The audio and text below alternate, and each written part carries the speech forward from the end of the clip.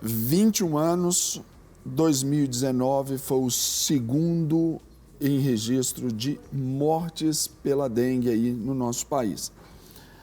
A gente sabe que veio dentro daquelas períodos, né, daquela sazonalidade ali, onde foi até um número maior. Olhando para 2020, aí, o que a gente pode fazer para mudar esse quadro e até para a gente compreender esse anterior, para a gente não fazer mais? Sérgio, você falou tudo mesmo, né? A dengue aumentou mais de 600% ano passado e só esse ano nós temos mais de 57 mil casos suspeitos, né? E isso tem alarmado muito todos os órgãos de saúde pública. Então, é uma preocupação muito grande para a gente. Eu acho que nós podemos fazer medidas de controle, nós já tivemos sucesso no passado, nós já erradicamos o Aedes aegypti, que é o mosquito transmissor da dengue, e nós podemos fazer medidas de controle, sim, obviamente, né, com questões básicas que muitas vezes as pessoas já sabem, mas elas não fazem nas suas casas.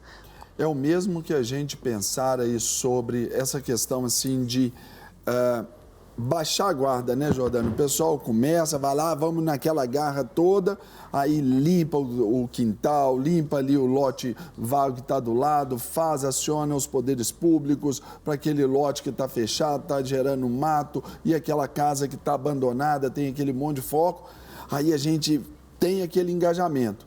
Mas aí depois... já passou, agora passou o período aí mais crítico, então está tudo certo. Só que os ovinhos ali e tudo, eles estão lá ainda, qualquer aguinha, eles estão prontos para eclodirem, não é verdade? Exatamente. A gente já sabe que os ovos, né, uma fêmea, ela de 3 em 3 dias, ela coloca mais de 40 ovos. E aqueles ovos, mesmo depois de dessecar, ressecar, eles ainda ficam viáveis por mais de um ano, 450 dias que eles ficam viáveis. Então, a gente realmente tem que ter um controle perene, constante mesmo, né? É só a gente pensar assim, que ovos que podem eclodirem agora, eles podem ter sido colocados no ano retrasado, 2018. Exatamente. Só para vocês terem uma ideia de como que é importante estar sempre mantendo a limpeza. E não é só jogar água, porque às vezes você limpou lá, ele jogou água, às vezes tem determinados lugares que é necessário aquele cuidado, tem que limpar mesmo, passar aquela bucha, passar aqueles produtos todos para poder limpar, não é? Exatamente.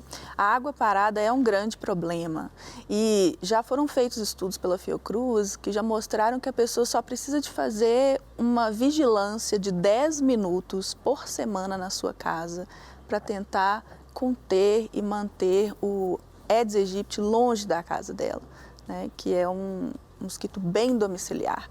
Então, e com essas frequentes mutações aí, até mesmo do vírus, né? A gente vê o desdobramento aí com aumento também. Teve a dengue, aí tem o chikungunya, teve a zika vírus. Tudo isso tem como o mesmo vetor o Aedes aegypti, não é isso? Exatamente. Já foram feitos estudos que uma única picada pode transmitir os 3 vírus juntos. Jesus! A co-infecção é muito rara. Eu estou rindo, mas a verdade é de chorar, né? A co-infecção é muito rara. É curioso até, né? A gente pensar assim, né? É muito raro a gente ter co-infecções, elas são pouco relatadas, notificadas. Pode ser que elas existem, a gente aqui não sabe, ou pode ser que elas sejam realmente raras. A gente precisa ainda verificar isso. Mas mais um motivo para a gente se atender a isso, né? Então, o Aedes, ele transmite não apenas dengue, chikungunya e zika, mas também a febre amarela, que deu muito trabalho para a gente em 2017, nós tivemos um surto de febre amarela. Então, são 4 doenças, né, que a gente tem que tomar muito cuidado aí com elas.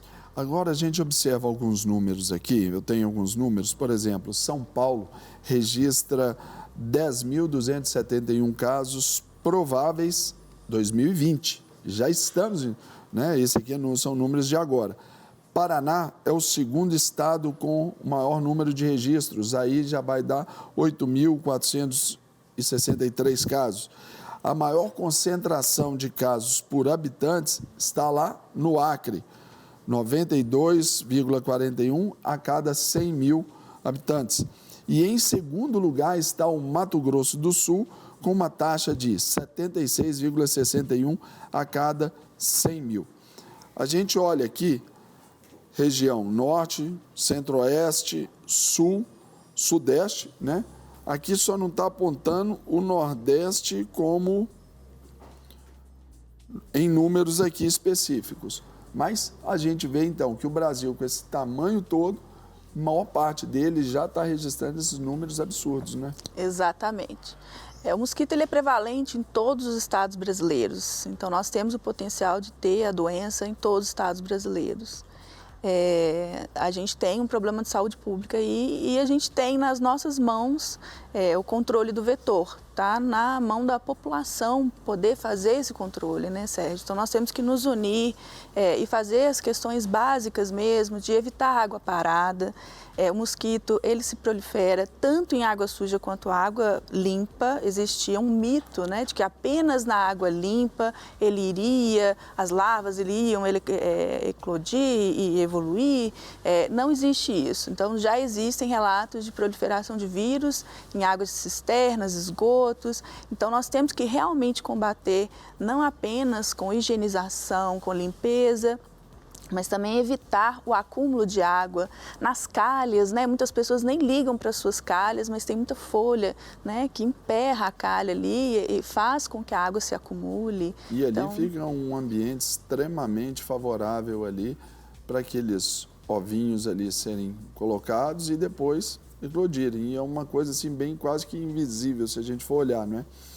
Agora, Jordana, para a gente ilustrar um pouquinho do nosso bate-papo, nós vamos trazer aqui, porque aqui o nosso telespectador tem voz e tem vez, não é verdade? Então, nós vamos trazer alguns testemunhos de quem teve a dengue aí recentemente. Então, roda pra gente, por favor, produção. Já tive dengue 2 vezes. A primeira vez que eu tive foi a mais forte, eu tive com 27 anos, e a segunda eu tive com 32 anos. A dengue é uma doença bem ingrata, na verdade, porque ela te deixa bem debilitado. A primeira vez que eu tive, eu fiquei assim muito mal, fiquei de cama durante quase todo o processo de recuperação. Estava difícil até de levantar da cama, com muita dor no corpo, muita dor nas juntas, uma dor muito forte atrás dos olhos. E eu acho que o principal que eu acho que eu vi em todas as pessoas que eu conversei é a coceira que tem no corpo. É uma coceira muito forte e chega assim, vontade de tirar um pedaço da pele, porque coça bem mesmo. Eu tive uma recuperação assim bem demorada na primeira vez. Na segunda vez, a dengue eu acho que foi um pouco mais devagar. Tudo começou quando eu senti muitas dores pelo corpo e tive febre e fiquei com pintinhas, manchinhas pelo corpo vermelhas. Eu fui no médico e eles afirmaram que eu estava com dengue. Minha recuperação foi um pouco difícil devido aos medicamentos, porque quando se está no processo da dengue, não é qualquer medicamento que deve ser usado, né, para recuperação. Eu tive que tomar muita água, muito líquido, beber muito líquido. Dentre eles foi a vitamina de inhame, cará, que é conhecida. Foi ela que me ajudou muito. Eu e a dengue, a gente tem uma relação tanto que conturbada. Eu já fui diagnosticada 3 vezes, incluindo uma quarta, onde não foi possível concluir ao certo o diagnóstico em dengue, zika ou chikungunya, mas mesmo assim não recomendo pra ninguém. Os sintomas são horríveis, dores de cabeça, dor no corpo, dor atrás dos olhos, a febre e principalmente o que mais pesou pra mim foi aquelas manchinhas depois do corpo que começam a coçar no finalzinho da semana. Isso foi insuportável, apesar de que a primeira vez que eu tive dengue, os sintomas foram muito mais exacerbados em relação às outras vezes. Mas mesmo assim a gente não pode dar brecha, evitar deixar a água parada, se possível usar um repelente, porque gente, a dengue não estava brincadeira, ela te derruba mesmo. No começo começo eu não consegui identificar muito bem a doença, porque eu não conhecia muito sobre e jamais imaginaria que aonde eu moro teria, mas eu comecei a sentir muita dor no corpo e dor mesmo das juntas doerem, tipo assim, de todas as partes do meu corpo, onde encostava eu sentia muita dor, dei muita febre, não conseguia me alimentar direito, dei diarreia também, vômito, tudo que eu comia voltava e assim, é muito doloroso e muito triste, né? Precisei de me hidratar muito, fui ao médico, fui bem atendida, mas o processo de recuperação foi um pouco demorado. Olha só, a gente está aqui vendo esses testemunhos, estou aqui falando com a Jordana Reis, né, que é professora de microbiologia da UFMG, e a gente está falando sobre século XXI, a era da informação, muita gente sabendo sobre a dengue, e ali você vê que ainda mostra-se certo desconhecimento, né, Jordana?